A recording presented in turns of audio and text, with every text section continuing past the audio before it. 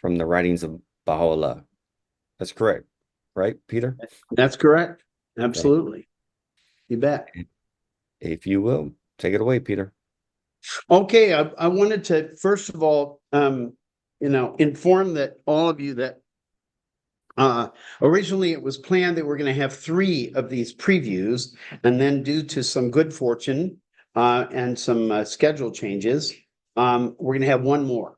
So next week we'll have another one, and which is great because each time I get to explore some aspect of the Gleanings to introduce to a group of people.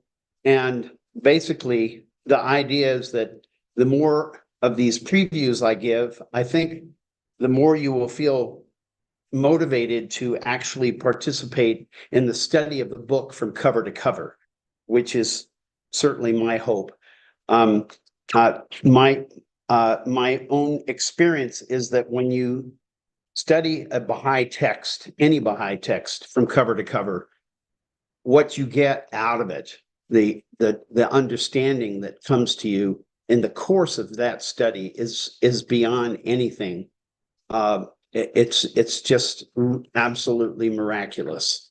And this particular book, especially because it's taken from all these different texts of Baha'u'llah, specifically selected by the Guardian, who obviously believed at the time that he selected them and translated them, that these were really core texts for all Baha'is to encounter, to study, and to have a deep understanding of.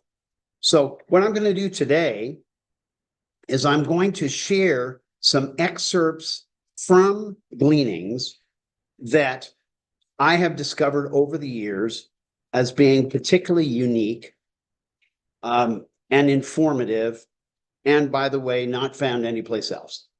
So none of these passages actually come from a book or tablet that has been translated elsewhere. They are unique to Gleanings. And I think that's an important thing because there are so many in the Gleanings that are from published tablets, from Epistle to the Son of the Wolf, from Kitab-i-Yagan, even from Kitab-i-Aqdas. And if you study the book cover to cover, you'll discover those. And those are absolutely of great significance. But because those books are already published and you may have read them and you may have studied them, then there will be, in effect, going back and making friends with people that you already know, with themes you already know, with words you already know.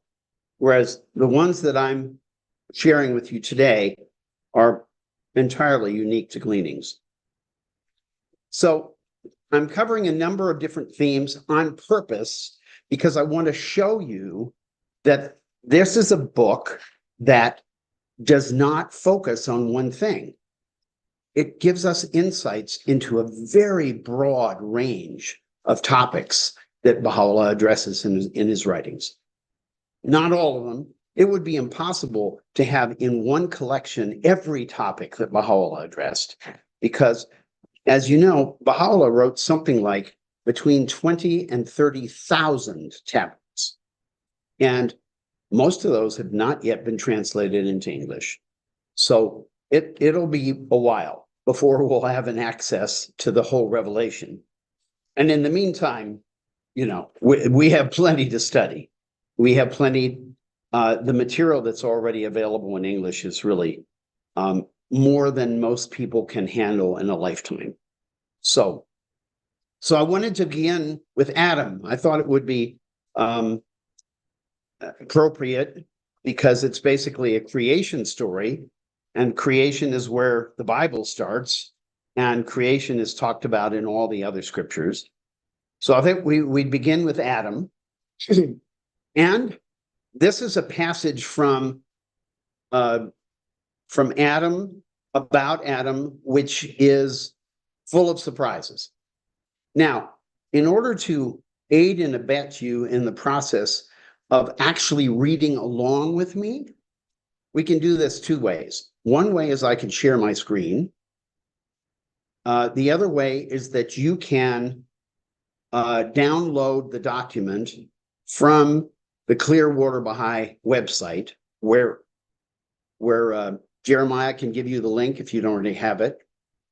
And that way, in some ways, it might be better for you to be able to follow it yourself, because then you can go at your own pace. I probably am going to read faster than most people would feel comfortable reading. But I will do both. I will actually share the screen. There's nothing special about looking at me today. I have a white shirt and, I've shaved.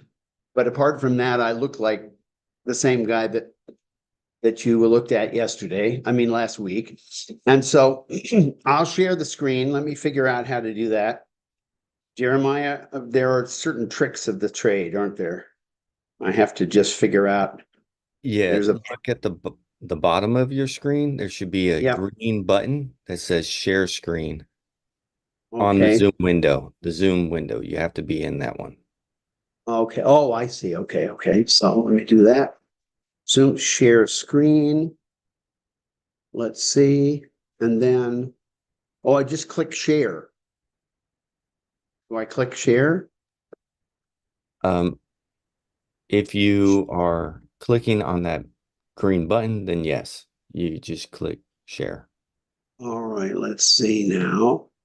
It says host only or all participants. So I'm just going to click on host only because I'm a co-host. See, that's a configuration setting. You don't need to worry about that. You don't need to click on the what I call the caret, the dialogue, the hidden menu. You need to click on the actual share screen button. Just the arrow. The arrow, yes. The arrow, okay. So did that work or not? No. No. Okay. All right. So let's see. What do I need to do here? So the words share screen? Yeah. I'm at the share screen green button. Okay, click on the word share. Share. Okay. Oh, I see. Oh, I see what's going on. A little share is popping up. Yeah, but when I try to chase it down so I can click on it, it disappears. Let me see. Did that work? It's also said that I could do Alt plus S. Yes. All right, let me try that. So where's Alt? Oh, I see. Alt and then plus. Or just Alt and S. Alt and then S. Did that work? No, it seems like you're not actually on the Zoom application. So you have to go to the bottom of your screen where the task manager is and click on the Zoom blue button. And then you can do Alt S. The Zoom blue button. Yeah. Well, that's interesting. Because I'm seeing everything right now. I'm not seeing a Zoom blue button. I'm seeing a leave button on the right. No, that's not it. So if you want, can you just email me the documents that you just want to look at the documents, right? And I'll share my screen. How's that? Yeah, well, you have the document. It's already on the website. It's resource 2. Resource 2. All right. Resource 2. So if you just put it up, then we won't have to figure out how to make it possible for me to do it. All right, very good. Just one more second. It works. And I will share this. Pull this out. Sorry about that. Here we go. That's all right. Thank you for helping out. Is this the document? That's the document. Yep. Is it big enough that everyone can see? Yeah. Well, I think you might even want to. Yeah, I think that's perfect right there. Yeah. Yeah. Now, because now the The only problem of you sharing it rather than me sharing it is that I can't scroll. And so I'm not, I'm not in charge of like moving the text up. So you have to watch me. And when you see that I finished something, then, you scroll it up so I can keep going. Sounds good. Okay. Okay. So the first quotation, by the way, on the left-hand side, above each quotation is the number of that quotation in the Gleanings. So all of you can get copies of this exact same document off of the website. That document is called Resource 2. You can save it to your own computer and then refer to it after this session is over. And then if you want to read the original in Gleanings, just go to that number, right? That Roman numeral, and you'll find exactly the same text. Not necessarily all of it, because I've quoted portions of things. So the first quotation is about this atom, but a different atom from what we're used to. He says, and now regarding thy question, how is it that no records are to be found concerning the prophets that have preceded Adam, the father of mankind, or of the kings that lived in the days of those prophets? Now, obviously, one of the stunning things that is going to occur to you right away is, what? You mean before the father of mankind, there were prophets and there were kings? This is like mind-blowing if you really think about it. And then look at what he says afterwards. He says, know thou that the absence of any reference to them is no proof that they did not actually exist. That no records concerning them are now available should be attributed to their extreme remoteness, as well as to the vast changes which the earth hath undergone since their time. Now, I want to point out to you the tenor in which Baha'u'llah is writing. It is so reasonable. It is so measured. It is so thoughtful. And it is so positive. So you see, he's not reprimanding the person and saying, well, this is irrelevant. Don't ask me that silly question. He's really helping him to understand something that otherwise would be impenetrable for him, because as he points out, there are no records concerning them now available. Let's go on. Moreover, such forms and modes of writing as are now current amongst men were unknown to the generations that were before Adam. There was even a time when men were wholly ignorant of the art of writing and had adopted a system entirely different from the one which they now use. For a proper exposition of this, an elaborate explanation would be required. Should consider the differences that have arisen since the days of Adam. The diverse and widely known languages now spoken by the peoples of the earth were originally unknown, as were the varied rules and customs now prevailing amongst them. The people of those days spoke a language different from those now known. Diversities of language arose in a later age, in a land known as Babel. It was given the name Babel because the term signifieth the place where the confusion of tongues arose. So I'm not going to read this whole passage, but I wanted to point out to you that what this passage is going to do is it's going to talk about prehistory.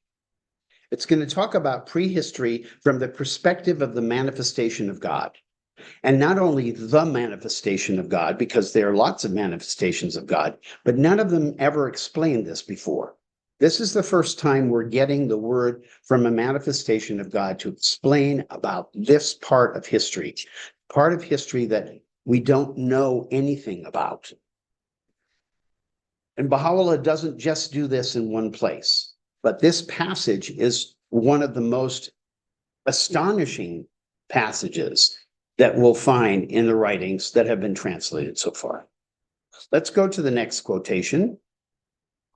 I commend it to your reading and to study. This is one of the things that when we study the gleanings from one cover to the other, we will go in great detail into the illuminations about history that come from the manifestation of God, that come specifically from Baha'u'llah.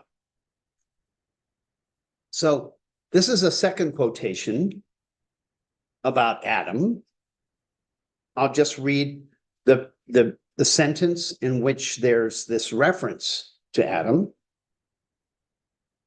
And he says, I have to begin a little bit earlier for it to make sense.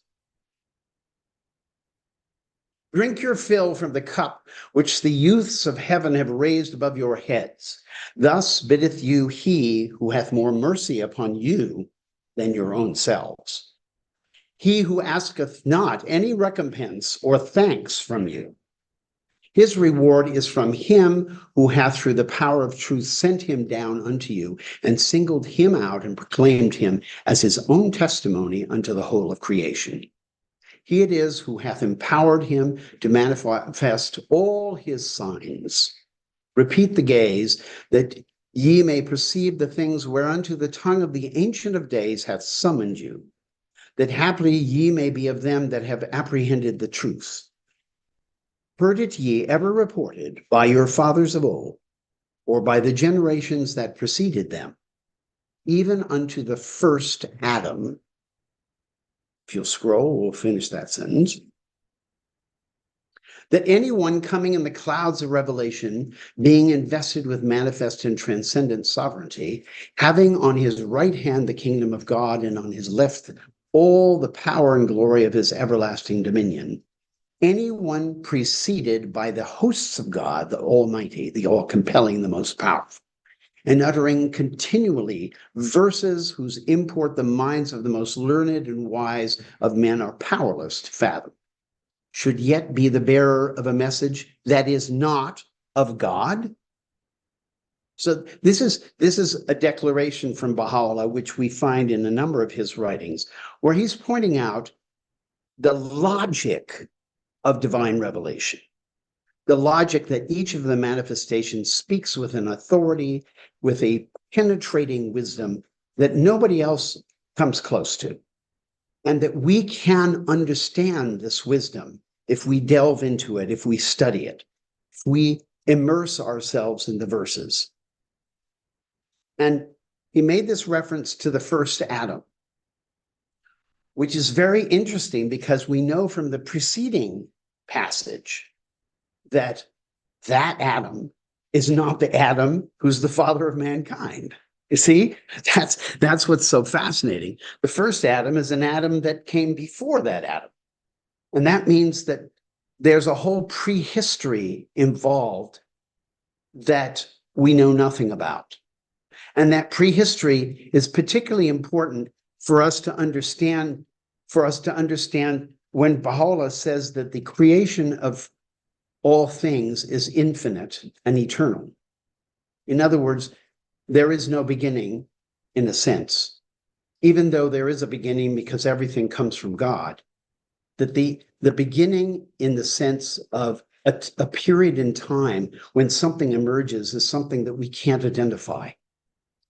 And as you know, if you were from a Christian background, Christians were pretty sure that they'd figured out when it was that Adam lived, because they counted backwards from the very long lifespans of the various descendants of Adam.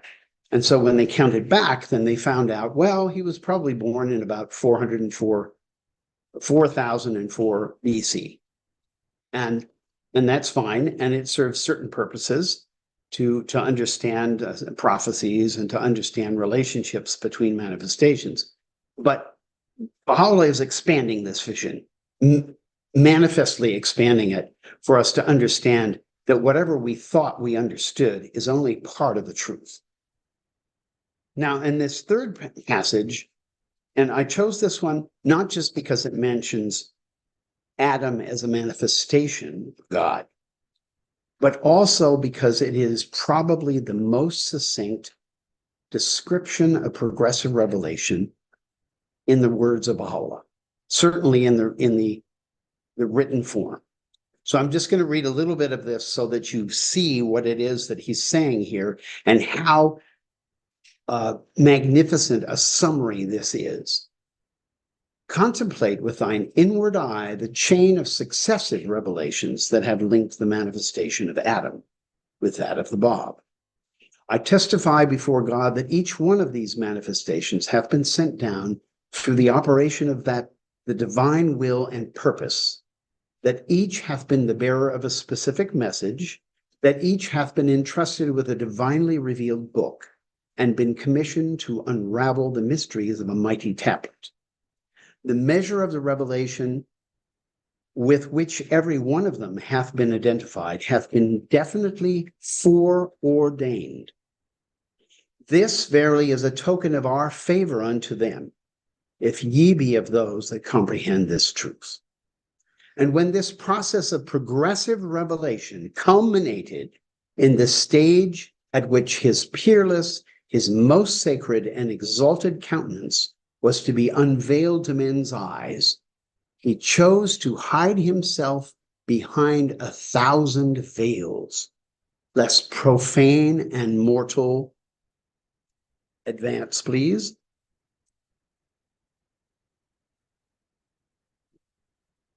lest profane and mortal eyes discover his glory. So here he's referring to himself. And he's referring to the fact that Baha'u'llah concealed his divine nature from most people. There are very few people who actually saw him revealing verses, who saw the glory that was actually his nature. In fact, if you're interested in this, you can find a very interesting book, it's called, what is it called? It's by Mirza Haydar Ali. It's his memoirs. And he asked Baha'u'llah at one point, he said, will you show me your glory? And Baha'u'llah did. And then he tried to explain it. He tried to put in words what that experience was like. And he failed. He said, I can't. But, he used superlative terms to say, basically, this is a manifestation of God. I actually got a glimpse. And there are indications in other scriptures that talk about that, including, there's a beautiful one in the Gospels where a couple of the disciples of Jesus are on a mountain praying with Jesus, and they see Jesus in this transformed nature where they see who he really is, his true nature. But even more than many of the other manifestations, Baha'u'llah has remained very much concealed. And this is something that he's declaring to us in this passage. So let's go to the next one.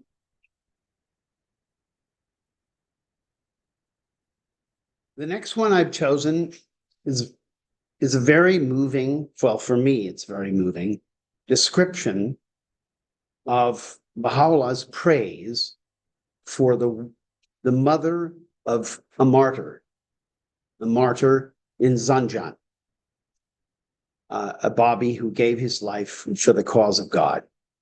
And what Ashraf's mother, this was the name of the young man, died, and what his mother said. Call thou to mind the behavior of Ashraf's mother, whose son laid down his life in the land of Zanjan.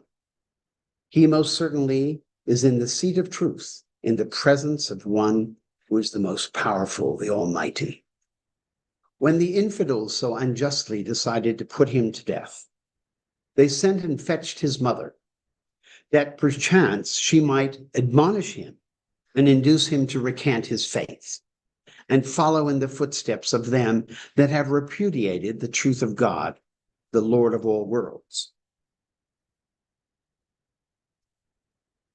No sooner did she behold the face of her son, and she spoke to him such words as caused the hearts of the lovers of God, and beyond them those of the concourse on high, to cry out and be sore pained with grief. Truly, thy Lord knoweth what my tongue speaketh. He himself beareth witness to my words. And when addressing him, she said, My son, mine own son, fail not to offer up thyself in the path of thy Lord. Beware that thou betray not thy faith in him, before whose face have bowed down in adoration all who are in the heavens and all who are on the earth. Go thou straight on, O my son, and persevere in the path of the Lord thy God. Haste thee to attain the presence of him who is the well-beloved of all worlds. Then Baha'u'llah says to her, On her be my blessings and my mercy and my praise and my glory. I myself shall atone for the loss of her son, a son who now dwelleth within the tabernacle of my majesty and glory, and whose face beameth with a light that envelopeth with its radiance the maids of heaven in their celestial chambers, and beyond them the inmates of my paradise, and the denizens of the cities of holiness. Were any eye to gaze on his face, he would exclaim, Lo, this is no other than a noble angel.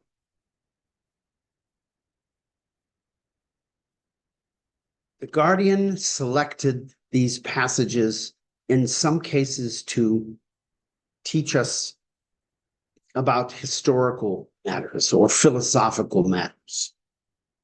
In this case, it's to talk about the heart. It's to talk about the deep dedication of those who have sacrificed their lives for the cause. And in this case, the heroism of Ashraf's mother, who urged him on rather than telling him, no, don't get into trouble. That's what we're used to from mothers. Stay home, be quiet, don't mouth off. No, go forward, speak the truth. That is your fate, that is your blessing. The next passage I wanted to cite to you, again, only found in the Gleanings, is an extraordinary statement where Baha'u'llah is talking about the spiritual influence of the martyrdom of Jesus. And we'll come back to that later on when we talk about the spiritual influence of the other pure souls who have gone on to the next world. I want to point out to you that there are enough passages in the Gleanings alone to prove that what Baha'u'llah is saying here is not metaphorical. It's a straightforward description of spiritual reality. And it being that kind of a description of spiritual reality, it gives us an insight into how the world actually has come into existence. And you'll see when you read these verses. I'll just read the first paragraph. Know thou that when the Son of Man, that's a reference to Jesus, yielded up his breath to God, the whole creation wept with a great weeping. By sacrificing himself, however, a fresh capacity was infused into all created things. Its evidences, as witnessed in all the peoples of the earth, are now manifest before thee. The deepest wisdom which the sages have uttered, the profoundest learning which any mind hath unfolded, the arts which the ablest hands have produced, the influence exerted by the most potent of rulers, are but manifestations of the quickening power released by his transcendent his all-pervasive and resplendent spirit. If you remember these words, you'll find something quite similar to it in a later passage.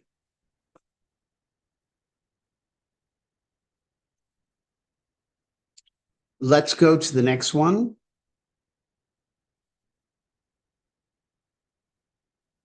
This one I included because literally it's also not found any place in published Baha'i literature apart from the Gleanings. And it gives a unique explanation of the meaning of the seal of the prophets, which was the title of the Prophet Muhammad.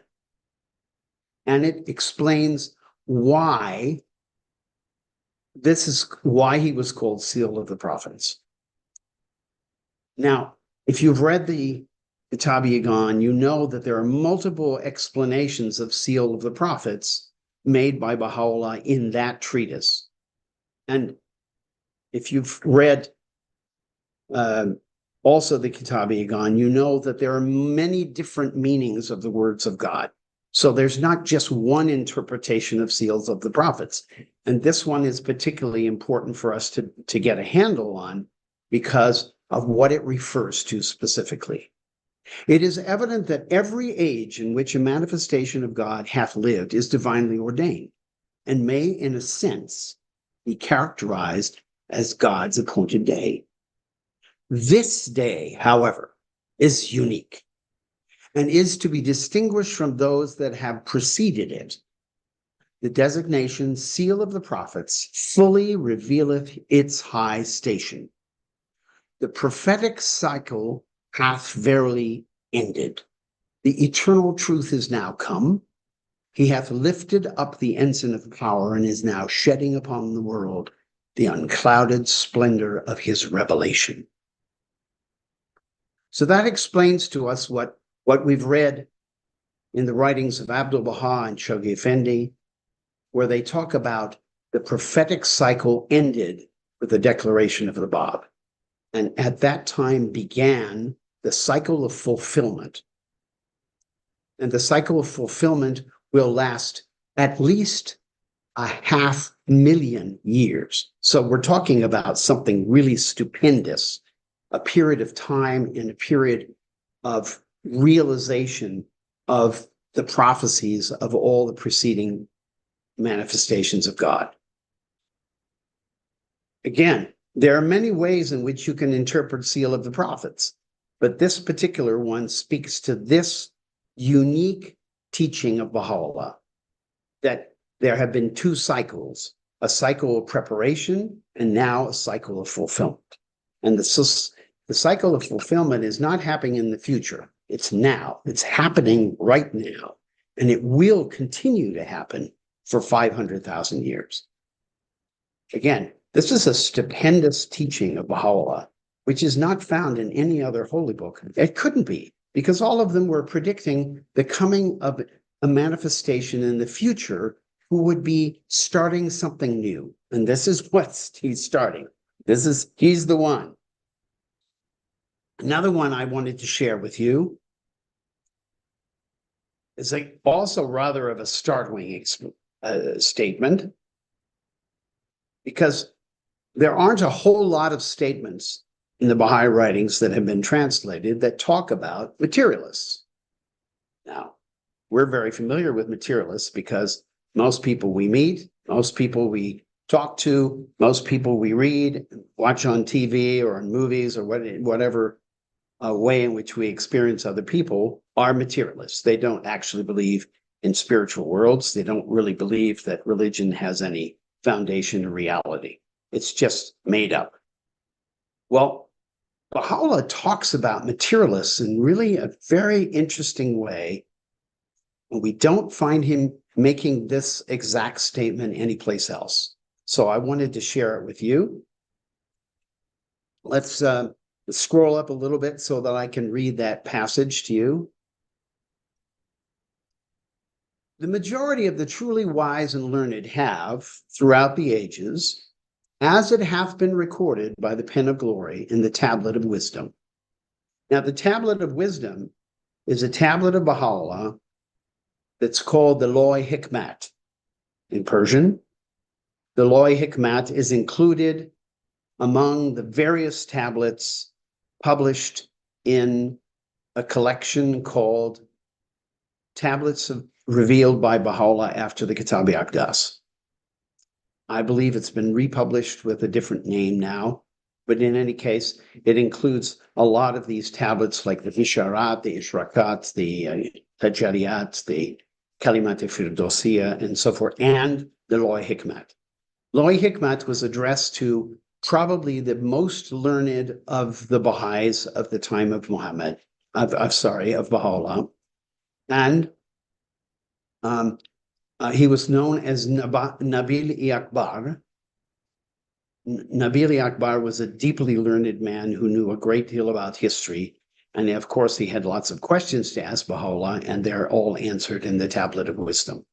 So to start again, so you understand, the Tablet of Wisdom is an actual tablet which is translated into English, which you can read for yourself beginning to end. You just have to look for that collection of tablets, which I believe the World Center has published with the short name of Tablets of Baha'u'llah. The majority of the truly wise and learned have throughout the ages, as it hath been recorded by the pen of glory and the Tablet of Wisdom, borne witness to the truth of that which the holy writ of God hath revealed. That means the holy writings. Even the materialists have testified in their writings to the wisdom of these divinely appointed messengers, and have regarded the references made by the prophets to paradise, to hellfire, to future reward and punishment, to have been actuated by a desire to educate and uplift the souls of men. Consider, therefore, how the generality of mankind, whatever their beliefs or theories, have recognized the excellence and admitted the superiority of these prophets of God.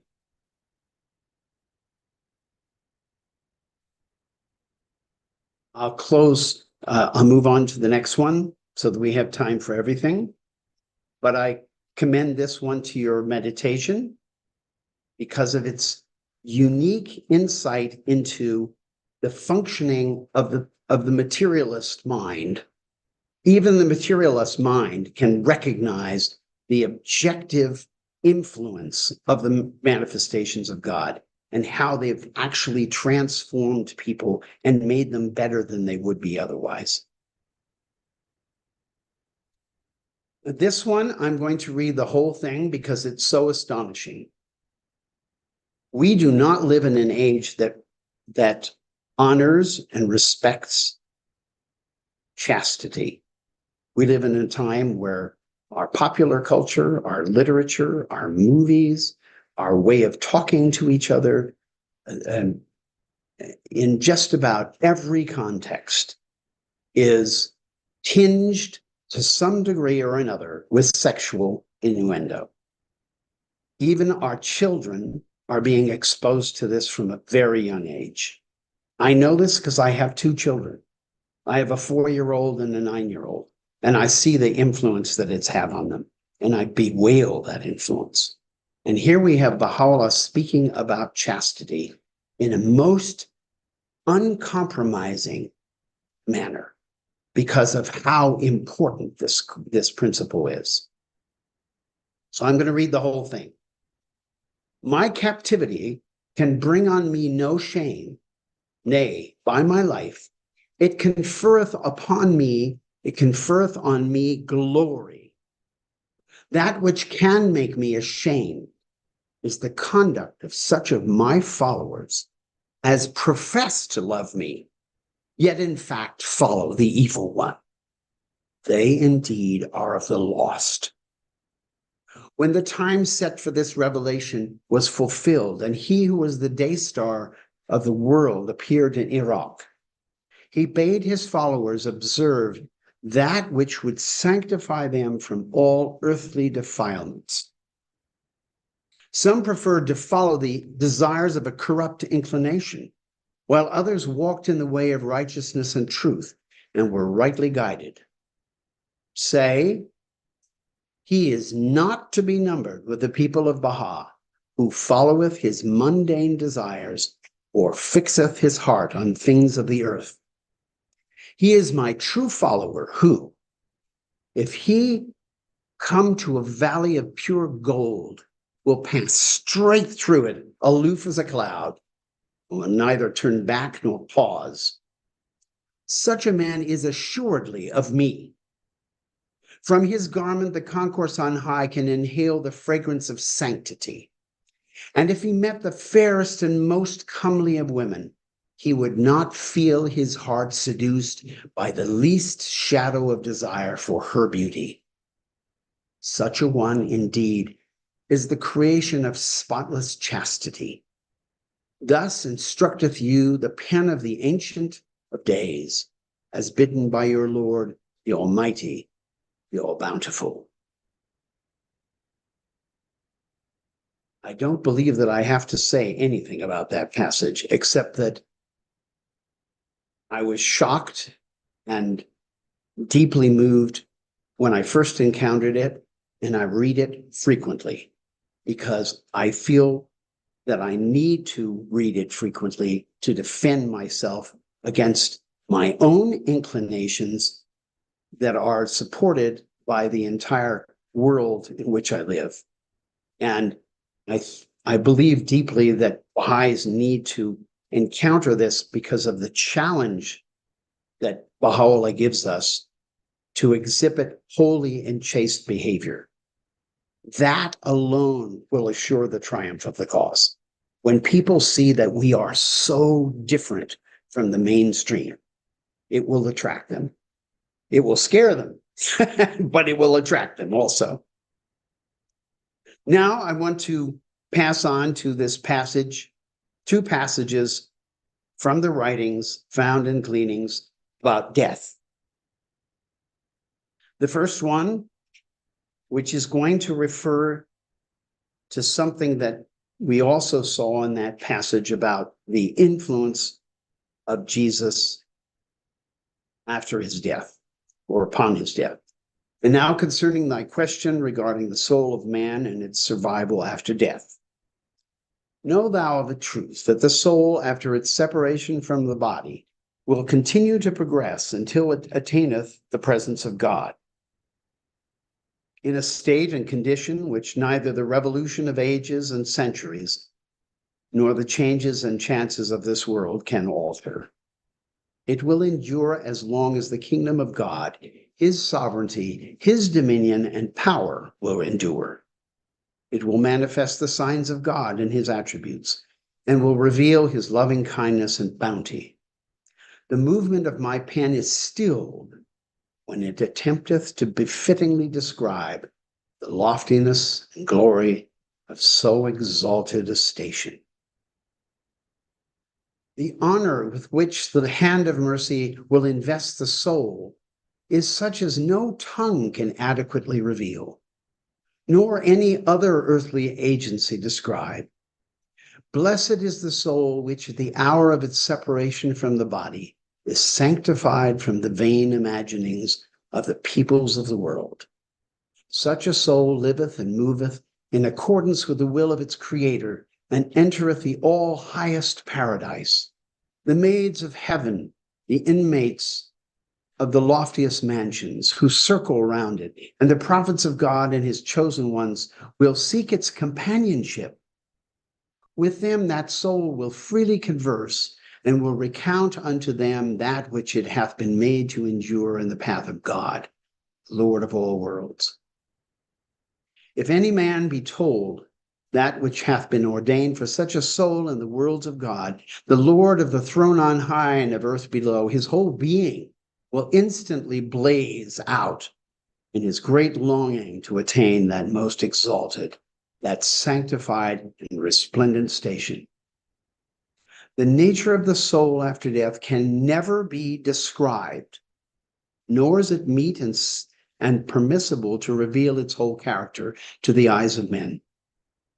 The prophets and messengers of God have been sent down for the sole purpose of guiding mankind to the straight path of truth.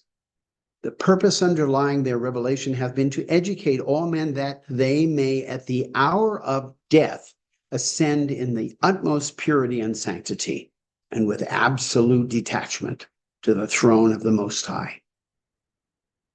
The light which these souls radiate is responsible for the progress of the world and the advancement of its peoples.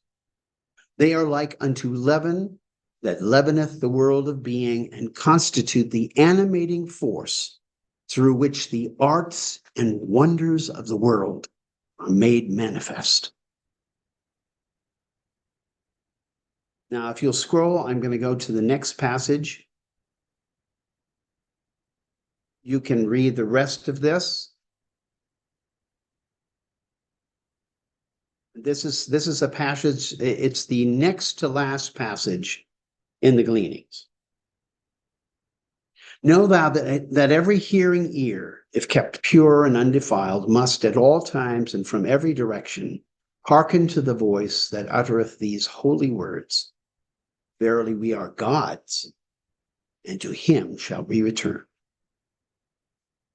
The mysteries of man's physical death and of his return hath not been divulged, and shall remain unread. By the righteousness of God, were they to be revealed, they would evoke such fear and sorrow that some would perish, while others would be so filled with gladness as to wish for death and beseech with unceasing longing the one true God, exalted be his glory, to hasten their end. Death, if you could scan just a little bit, death proffereth unto every confident believer the cup that is life indeed. It bestoweth joy and is the bearer of gladness. It conferreth the gift of everlasting life. And to those that have tasted of the fruit of man's earthly existence, which is the recognition of the one true God, exalted be his glory, their life hereafter is such as we are unable to describe. The knowledge thereof is with God alone, the Lord of all worlds.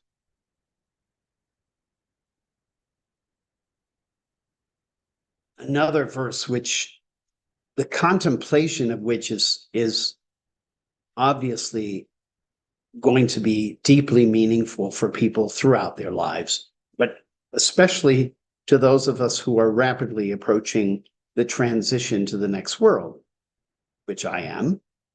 I'm 71. It happened any day. My mother recently passed on to the next world, and I have to admit to you that I have known nothing but joy since that time. She longed, so longed, to leave behind her body, which didn't really function anymore, and to go to heaven, to go to the Abha kingdom. And now she's there, and I have more communion with her and more intimacy and more love even now that she's in the next world than I could have imagined. I think about her every day. And I believe that it's so important for us to get this perspective and to understand that this is not a theory when we talk about the afterlife. This is a reality. And it's a reality that all of us are going to experience. So another passage I wanted to share with you is, I think, a very important one for all of us to be aware of, because it's talking about the revelation of God is sent down according to our capacity. Many of you are familiar that in God Passes By, the Guardian described the thousands and thousands of verses that Baha'u'llah destroyed when he was in Baghdad. He said humanity is not ready for these. And so he literally washed the ink right off of the parchment so that they would not be sent out and shared with the believers. It's so important that we understand that there is no revelation that is absolutely complete. Every single time a manifestation reveals his will, the will of God, and the reality behind the veil, the spiritual worlds, they do it according to our capacity. And that is a blessing that is an act of mercy on their part. They are treating us with so much love for doing that. So this passage, I just want to read some of it to you, and you can go back and read the whole thing and ponder its meaning. Know assuredly that just as thou firmly believest that the word of God, exalted be his glory, endureth forever, thou must likewise believe with undoubting faith that its meaning can never be exhausted. They who are its appointed interpreters, they whose hearts are the repositories of its secrets, are, however, the only ones that can comprehend its manifold wisdom. Whoso, while reading the sacred scriptures, is tempted to choose therefrom whatever may suit him with which to challenge the authority of the representative of God among men, is indeed as one dead, though to outward seeming he may walk and converse with his neighbors and share with them their food and their drink. Oh, would that the world could believe me, were all the things that lie enshrined within the heart of Baha, and which the Lord his God, the Lord of all names, hath taught him, to be unveiled to mankind, every man on earth would be dumbfounded. How great the multitude of truths, which the garment of words can never contain. How vast the number of such verities as no expression can adequately describe, whose significance can never be unfolded, and to which not even the remotest allusions can be made. How manifold are the truths which must remain unuttered until the appointed time is come. Even as it hath been said, not everything that a man knoweth can be disclosed, nor can everything that he can disclose be regarded as timely, nor can every timely utterance be considered as suited to the capacity of those who hear it.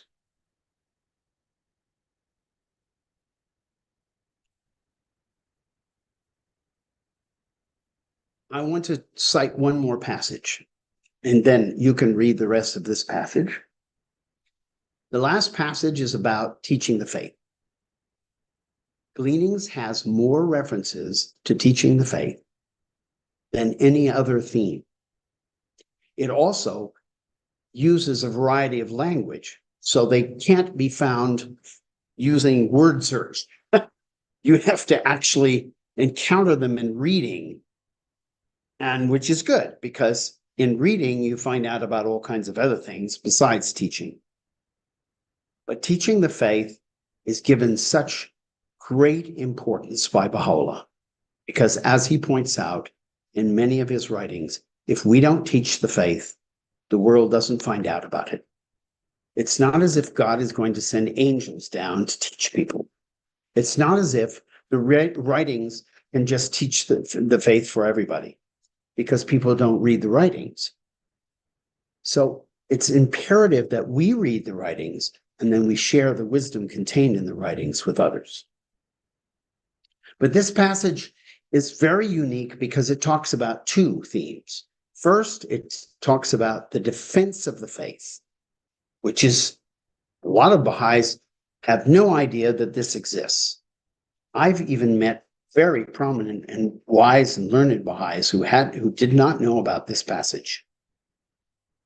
When I encountered it myself, it really made a big difference in my life. So I'm going to read the whole thing, because first it's talking about defense of the faith, and secondly, it's talking about teaching the faith.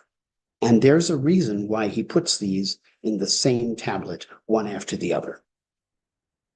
Warn, O Salman. Salman was one of the messengers of Baha'u'llah who delivered tablets to people in Iran. He would go to the Holy Land and he would take tablets.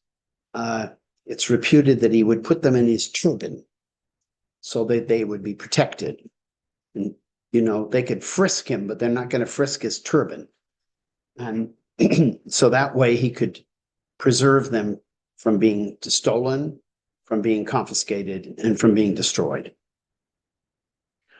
Warn, O Salman, the beloved of the one true God, not to view with too critical an eye the sayings and writings of men. Let them rather approach such sayings and writings in a spirit of open-mindedness and loving sympathy. I don't know about you, friends, but that one goes on my refrigerator.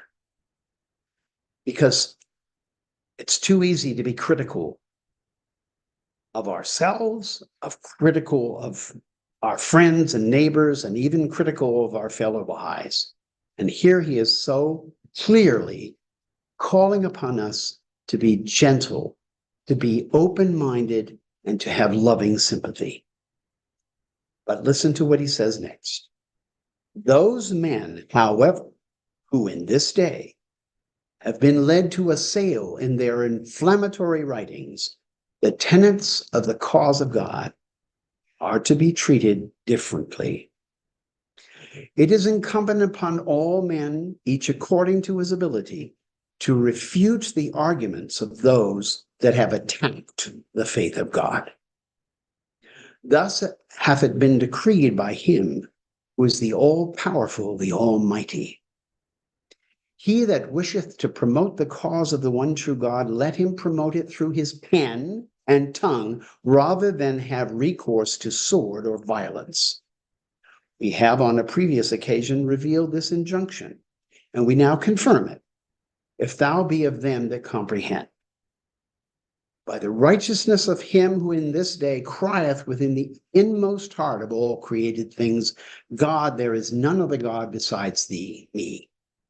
If any man were to arise to defend in his writings the cause of God against its assailants, such a man, however inconsiderable his share, shall be honored in the world to come, that the concourse on high shall be so honored in the world to come, that the concourse on high would envy his glory.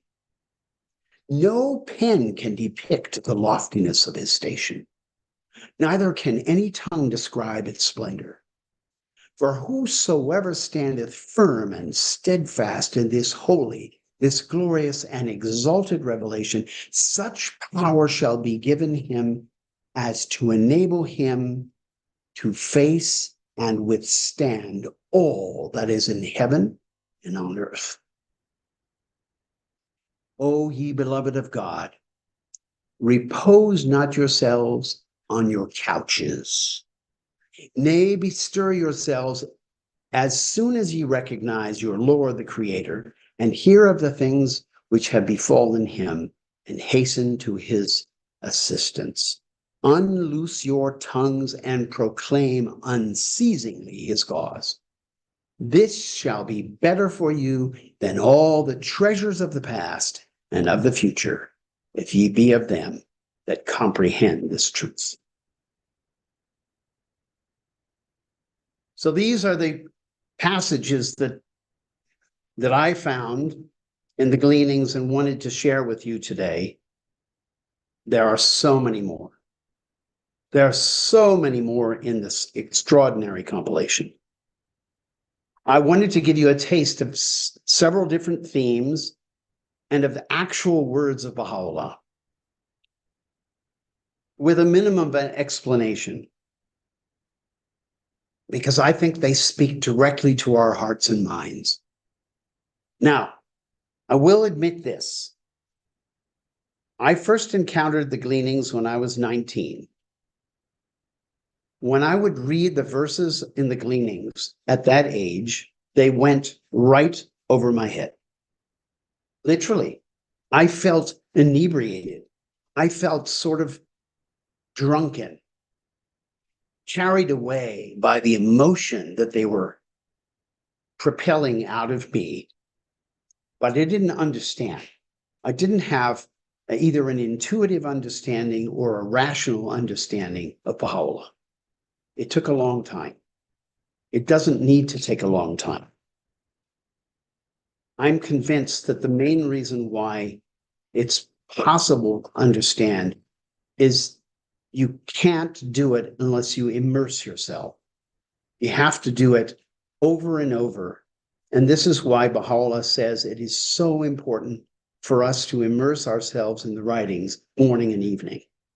It has to become a regular habit. When it's a regular habit, rather than just something that we do once in a while, then we have the blessing of understanding what the word is actually saying. So I'm not going to go on and on today. I'm going to invite your comments and your questions. And I'm also going to suggest to you that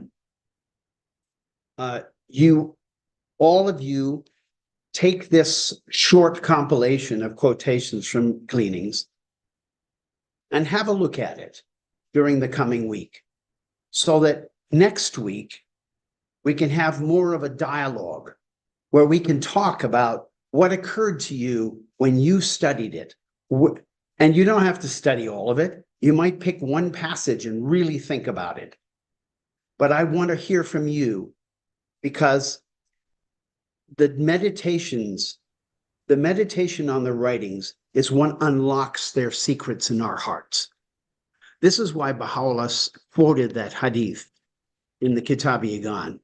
1 hour of reflection is preferable to 70 years of pious worship. I'm 71. That's a long time. Okay. And again, this is a verse where he's not speaking in a purely metaphorical tone. He's making a point. And the point being that when you reflect deeply about something, that's when you get to understanding. And understanding leads to your spiritual growth. And it leads also to changes in your behavior. It transforms us. We are literally transformed. Jesus talked about the rebirth. He talked about, unless you are born again, you shall not attain to the kingdom of heaven. This is rebirth. This is all about rebirthing. It's about that transformation that happens, and that transformation happens through the word of God. So I invite you to participate now. If you'll hold up a hand, Jeremiah will unmute you. Well, everyone technically has the ability to unmute themselves, but that's dangerous. for sake of order, raising their hands would be the best. Yeah, okay, very good. All right, there are 2 people with raised hands. My little thing says here. I don't know who they are. It's Terry was the first one, and then Peter after him. That's funny, because my name is Peter Terry, but in this case, it will be Terry Peter. Okay, Terry, go girl. Yes, sir. Boy. Yeah, I just want to comment. It's just like the Gleanings was one of the first Baha'i books that I got. I mean, when this Persian family introduced me to the Baha'i Faith about 1980 something, it's rather remarkable, because at the same time, if you remember U.S. history, there was a major problem going on between the United States and Iran, and I just find it rather strange that it was an Iranian family that introduced me to something as advanced as the Baha'i Faith. And I mean, it's just, of course, since then I lost the book. It's now I can get it online and all that, and it's just I can still read it, and it's just, I mean, it's just astounding how Baha'u'llah, addresses a lot of issues in this world. I mean, talked about collective security, talk about, world government and all this kind of stuff. And then, you talk about, the soul and stuff. And it's just, from my Catholic background, I mean, I always taught about original sin and how horrible being a human being is. But, fact is, Baha'u'llah is like the exact opposite. Baha'u'llah is telling us it's like God created us in his image.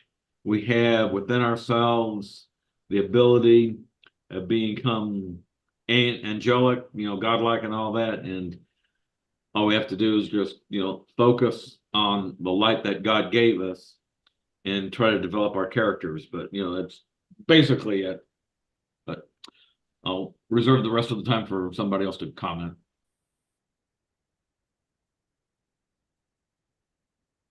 Peter. Yeah, Peter, two things which struck me, a comment on, was the sacrifice of Christ, how the creative force of the sacrifice instilled new things into the world, the arts and the wonders and so on and so forth. It's very relevant to Baha'u'llah's revelation, the knowledge that is being instilled into mankind in all areas of life, the sciences, the arts, the knowledge, because of the new revelation, And also the comment about if you was to walk through a city of gold, if you walk through a city of gold or lived in a city of gold, gold would be worthless. So it's just that little thought which came to me,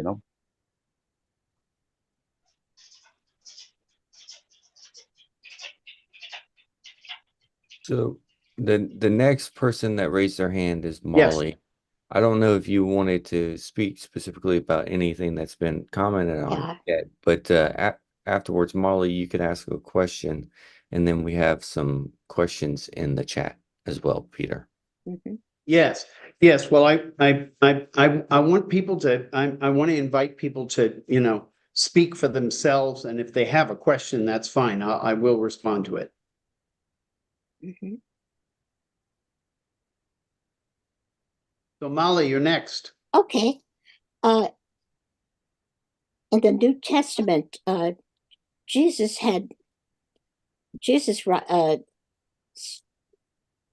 his revelation was very limited in the New Testament. To have a culture of revelation, it seems that when he passed on, he sacrificed his life, and in the kingdom, there was transformation of his revelation that caused Christianity for the future. Did I make sense on that? Yes. So Molly, one of the things I wanted to point out to everybody, I've spoken about this before, but just point out it again, is that passage about the influence of the Spirit of Jesus after he's released from this life and the tremendous impact that it has had on humanity ever since is echoed by that reference to the souls of believers. So it's not just the manifestation that has this tremendous power. It's the believers in the manifestations, that those souls go to the next world and that they are the inspiration for the arts and sciences as well. So we participate in that. If we become detached and true followers of the manifestations, we're engaged in the next world in supporting the development of civilization. And this is it. If Baha'u'llah had said one of these things, it would have been powerful and illuminating by itself. But he says both things. He says both the believers and the manifestations have this influence. And so when we think, that we're we're so smart, we figure out all these things for ourselves in this world. We couldn't be further from the truth. The reality is that the strings are all being pulled somewhere else. It is the spiritual influence of the manifestations and of the holy souls of those who are in the next world who are bringing about all these extraordinary wonders of human civilization. Thank you. If anything can make us humble, it's this revelation. It's this realization that we are dependent on this inspiration from the next world for everything that's great and wonderful in this world. There's somebody else who raised a hand. Yeah, Peter Burns raised his hand again, and then Olga after that.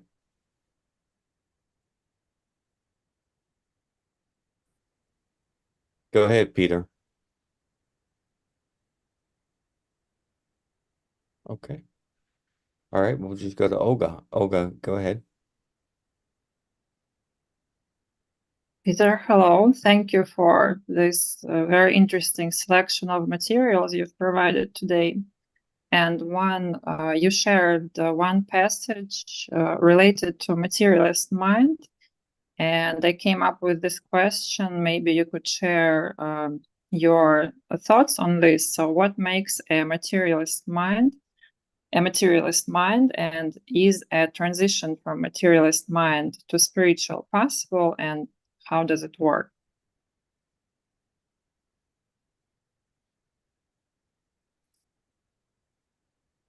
Could you hear me?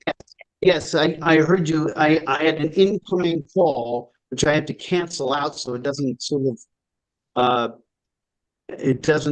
interrupt our consultation here.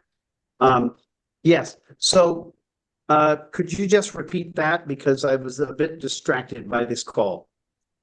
Yeah, sure. So one of the passages you shared today was about a materialist mind. So in your understanding, what makes a materialist mind, and is a transition from materialist mind to spiritual possible, and how does it work?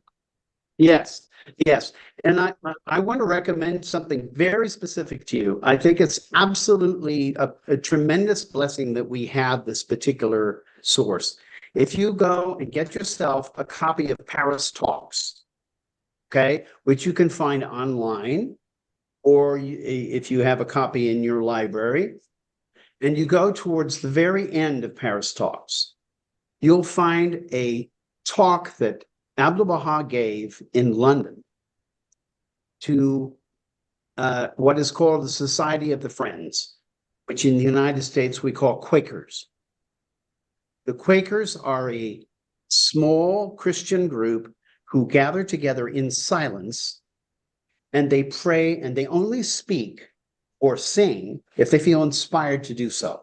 But they're basically a meditative communion of Christians.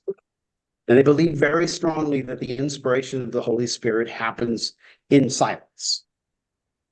So he's addressing them, and he gives a very long talk about a Persian society, which he explained in a tablets that was published, partially published in Star of the West, which was a periodical of that time. They were called the Silent Ones. Sukutyun is the name in Arabic. Now he describes how this society works. The reason why I think it's such an important thing for us to read is because, to my knowledge, it's the most comprehensive explanation of this very topic of how do we go from being materially minded to being spiritually minded. And to summarize, although I highly recommend that you read it and think about it and reflect upon it, is he says that the human soul is like a torchlight, and it can be directed in either the direction of of unveiling material reality or unveiling spiritual reality. It has both potentials. If it is focused on material reality, it will result in great knowledge and wisdom about the material world. And as we know from many of Abdu'l-Bahá's addresses, he highly praises the West, in particular the Americans, for having developed material science, material understanding of the world. There is no condemnation of that. There is no disapproval at all. There's only commendation. But he also points out that there needs to be balance, and that currently the preoccupation with the material world has completely taken over the minds and hearts of the people in the West, and that they need to put some of that energy into investigating spiritual realities. And then he describes how it is that these people in this Persian society called the Sukutyun, how they went about exploring spiritual reality.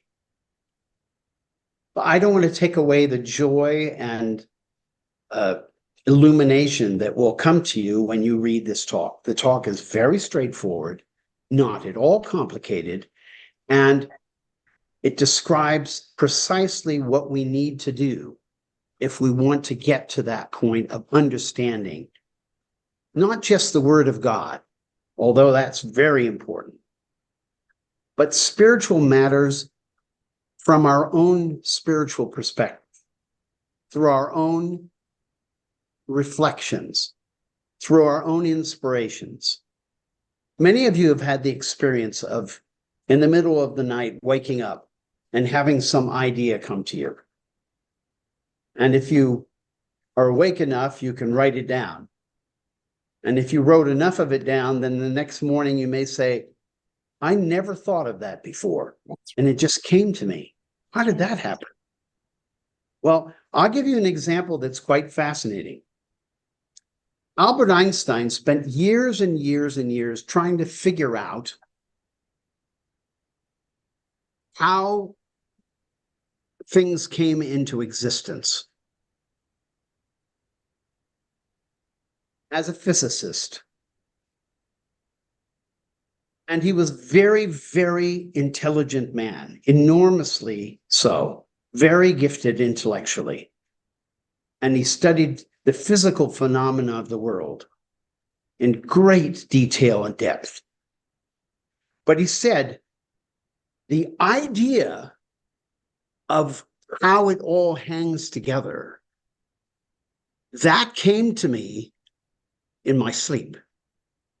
He said, I woke up one day and I knew that a particular equation described the general theory of relativity. That was it.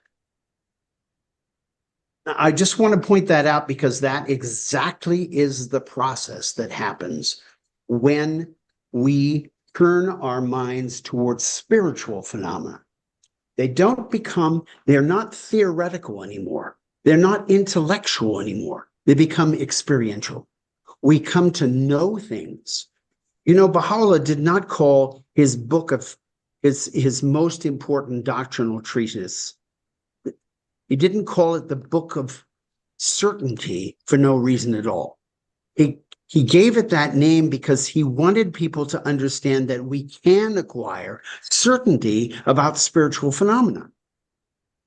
And after all, if you can't acquire certainty about spiritual phenomenon, why would you be willing to sacrifice your life?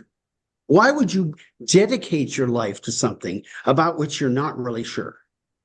Yeah, it could be true, or maybe it's not, you know?